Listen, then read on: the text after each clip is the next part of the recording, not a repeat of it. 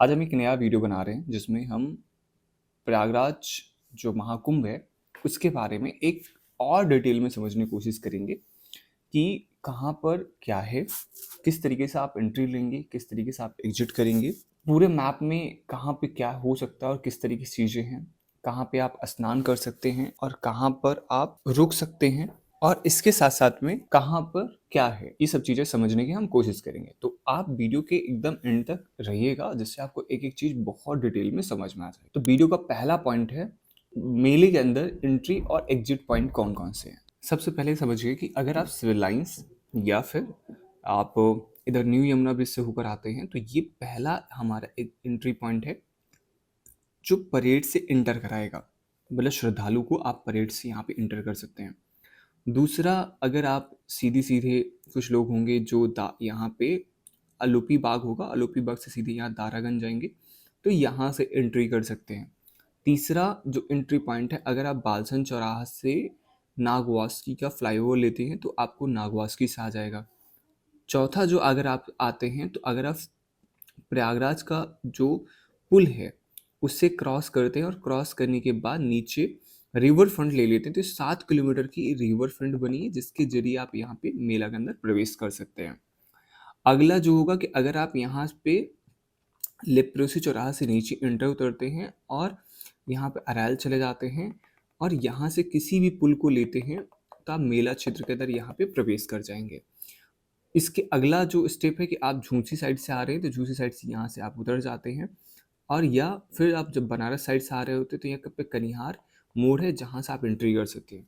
तो ये सारे एंट्री और एग्जिट के पॉइंट है। अब ये डिपेंड करता है कि अगर आप मध्य प्रदेश या मुंबई साइड से या आप मिर्ज़ापुर साइड से आ रहे हो तो आप ये 2 पॉइंट ले सकते हैं कि आप यमुना ब्रिज से भी एंटर कर सकते हैं या फिर आप सीधे अरेल आते हुए आप मेला क्षेत्र के अंदर एंटर कर सकते हैं। तो ये आपके एंट्री और आपके एग्जिट पॉइंट्स हो सकते हैं। अब क्या होगा, ये जो मेला क्षेत्र है इसके चारों तरफ लगभग 3 किलोमीटर के आसपास में व्हीकल अलाउड नहीं रहेंगे, खास करके जैसे मौनी अमावस्या के दिन पे, अदर दिन पे मिनिमम 3 किलोमीटर, ये मैक्सिमम हो सकता है, मैं मिनिमम की बात कर रहा हूँ अभी, कि आपको आने जाने में आपको ये बात एकदम से समझ के रखनी पड़ेगी कि हमें मेला क्षेत्र के अंदर एंट्री में डे मतलब जैसे मौनी अमावस्या के 2 दिन पहले और 2 दिन बाद तक बहुत ज़्यादा एक्सट्रीम क्राउड रहने वाली है।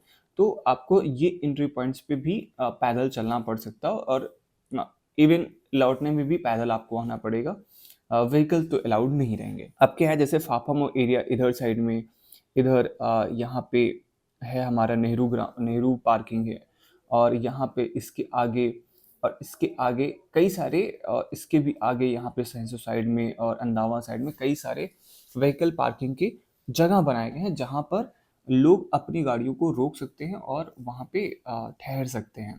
अब बात करते हैं एक दूसरे पॉइंट की, कहाँ पर क्या है। तो देखिए, ये सेक्टर 1 है और ये सेक्टर 2 है, ये दोनों सेक्टर हैं परेड एरिया में। इन दोनों सेक्टर में गवर्नमेंट ऑफिसेज, साथ में कल्चरल सेंटर्स और इसके बाद में अम्यूजमेंट के जैसे झूले, अम्यूजमेंट के पार्क्स, ये सब चीज़ें बनाई गई हैं। जैसे सेक्टर 1 में आपका मीडिया सेंटर भी है और इसके बाद झूले हैं, सर्किट हाउस बनाए गए हैं। इस तरीके की चीज़ें सेक्टर 1 और सेक्टर 2 में किया गया है। ये सेक्टर 3 है जो सीधे संगम से लगा हुआ है और इसी से टच में सेक्टर 4 है। इन 3 और 4 में भी जैसे 3 में हनुमान जी के पास में डिजिटल बनाया गया, डिजिटल एक्सपीरियंस करने के लिए पूरा एक बड़ा सा हॉल बनाया गया है जहाँ पे आपको कुंभ और महाकुंभ और सनातन धर्म के बारे में पता चलने वाला है। 4 में आपको जैसे फूड कोर्ट बनाए गए हैं, दुकानें लगाई गई हैं, इस तरह की चीज़ें की गई हैं 3 और 4 में। और गवर्नमेंट के ऑफिसेज भी हैं जो पूरी मेला को ऑपरेट करते हैं। यहाँ के बाद सेक्टर 5 आता है। सेक्टर 5 गंगा पार करने के बाद सेक्टर 19, 17 और 18 के से टच में रहता है। तो ये सेक्टर 5 आप कभी भी आपसे कोई है तो ओल्ड जीटी रोड गंगोली से वाला हरिश्चंद्र से मिलते हुए आपका शास्त्री ब्रिज आता है, इसके नीचे ही है यहाँ पे इस तरीके से। अगला आता है सेक्टर 6 जो नागवासुकी के पास है, इसके सेक्टर 7, 8, 9 और 10 इस तरीके से यहाँ पे बसाए गए हैं। 7, 8, 9 और 10।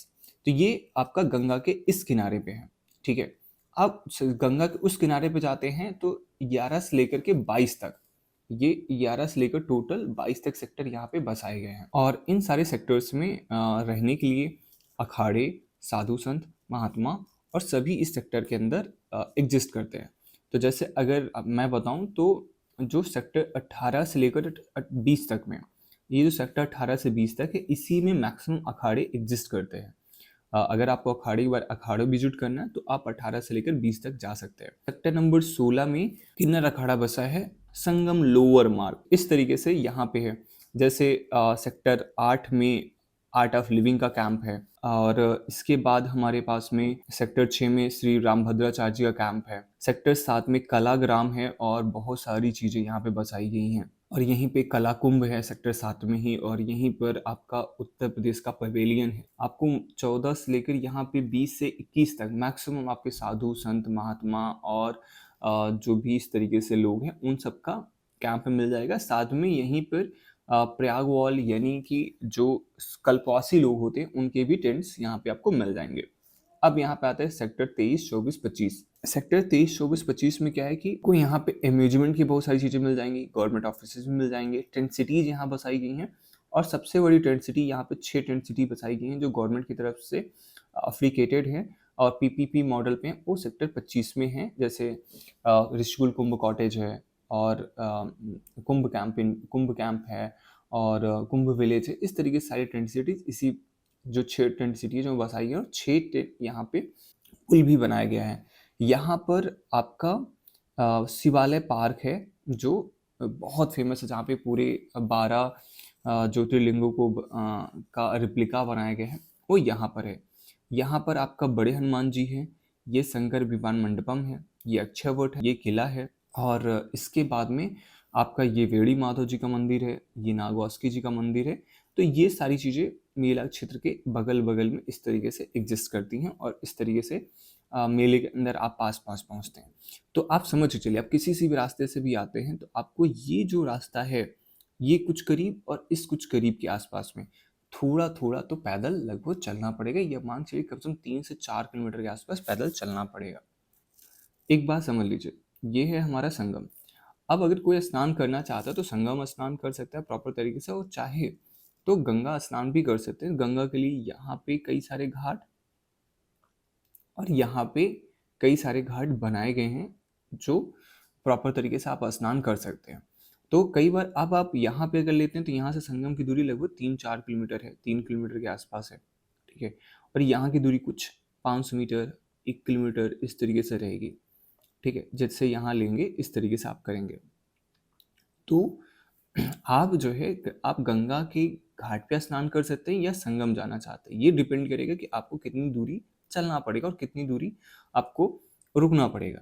तो आप यहाँ पे किसी भी एरिया में अपना स्टे बना सकते हैं, यहाँ के किसी एरिया में स्टे बना सकते हैं। यहाँ से संगम कुछ 3-4 किलोमीटर है, यहाँ पे भी काफ़ी सारी टेंट सिटीज़ बसाई गई हैं, ठीक है।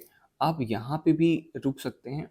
अब यहाँ डिपेंड करेगा कि आप गंगा स्नान करना चाहते हैं या संगम स्नान करना चाहते हो तो यहाँ तक जाना पड़ेगा, और गंगा स्नान करना चाहते हो तो इन किसी भी घाट पे आप स्नान कर सकते हैं, और ये पूरी तरीके से आपको उतना ही शुभ होने वाला है। हम मेला में अब रास्तों को समझने की कोशिश करते हैं। तो देखिए, मेले में कुछ रास्ते ऐसे बनाए गए होते हैं, ऐसे ऐसे ऐसे, ठीक है, और कुछ रास्ते इस तरीके से बनाए गए होते हैं।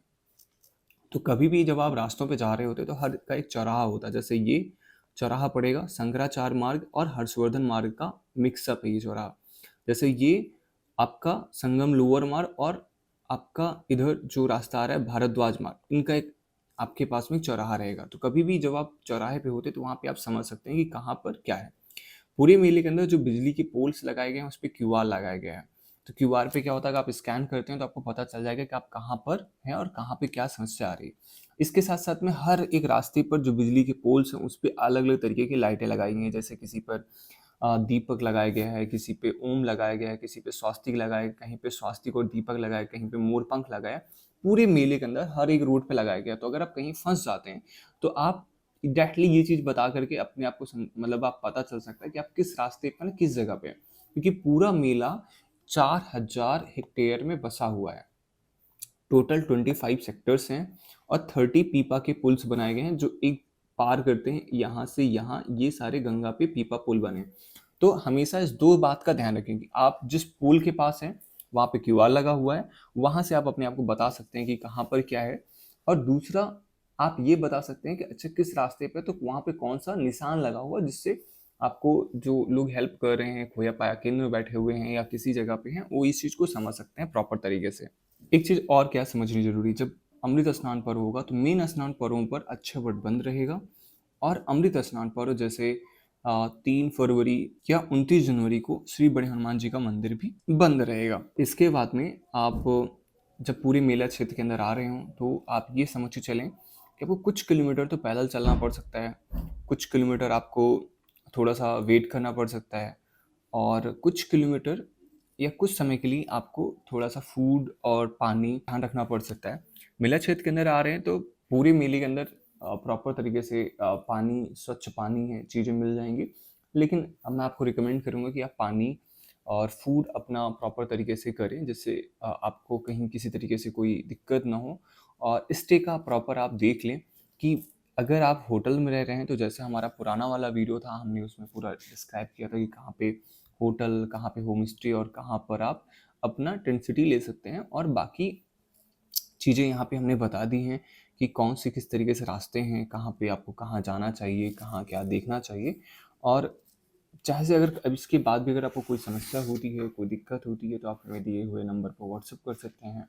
हम आपको ये मेला का मैप सेंड कर सकते हैं, साथ में आपको असिस्ट कर सकते हैं कि आपको कहाँ पे क्या देखना चाहिए, कहाँ पे कैसे रहना चाहिए, और क्या क्या समस्याएं आ सकती हैं, उन सब के क्या निपटा चाहिए। मेला प्रशासन ने पूरी तरीके से मेला को आरामदायक और सभी श्रद्धालुओं के लिए आसान बनाने की पूरी कोशिश की है, जिससे आप अपना सुगम तरीके से संगम स्नान कर सकें, गंगा स्नान कर सकें, और इस महाकुंभ में, महायज्ञ में आप शामिल होकर के अपने जीवन को धन्य बना सकें। इस तरीके से और भी वीडियो के लिए आप फॉलो कर लीजिए लोकल प्रयागराज, लोकल बात जी। और मैं आपसे विदा लेता हूँ अगली बार तक के लिए। Thank you.